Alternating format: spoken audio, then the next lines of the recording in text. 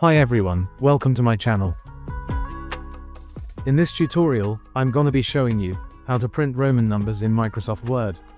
To print Roman numerals in Word, you can do the following. I have the Roman numbers in a notepad. These Roman numbers are in my description box also, you can copy from there. Just copy and paste those numbers to the Word document, then increase the font size.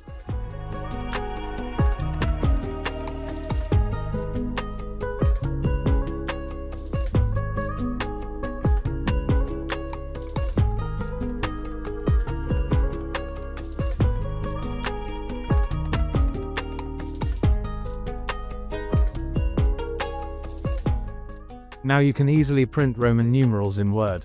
Let me know if you need more help. That's it. Very simple and very easy. Thanks for watching. Don't forget to like, subscribe, and hit the notification bell for more. Comment below what you'd like to see next.